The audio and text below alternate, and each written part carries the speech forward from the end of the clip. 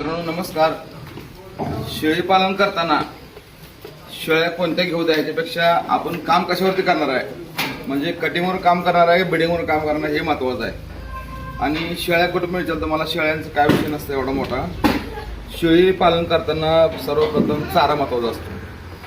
चारा व्यवस्थित नसेल तर शेळी पालन सक्सेस होत नाही, लक्षात घ्या. फक्त शेळ्या बघण्यापेक्षा चारा अगोदर लावून घ्या, सीड नियोजन व्यवस्थित करा आणि नंतर एक 4 गोटं फिरून तुम्ही शेळ्यांचं ब्रीड निवडू शकता. आपल्याला काम कटिंगवर करायचं आहे का ब्रीडिंग करायचं आहे. जर कटिंगवर काम करायचं म्हणलं तरी पण काय अडचण नाही, ब्रीडिंगवर करायचं म्हणलं फक्त उत्पन्नामध्ये थोडा फरक पडतंय. शेळी पालन समजून घेतलं पाहिजे अगोदर, बाबा कोणत्या शेळीची किंमत किती असते, कशासाठी एवढी असते, कटिंगला विकते का ब्रीडिंगला विकते, हे लय महत्त्वाचा विषय आहे त्याच्यामध्ये. त्याच्यामुळं शेळी पालन करताना विचार करून करा, कारण आपला पैसा जर एकदा समजा दुसऱ्या हातात गेला तर तो पैसा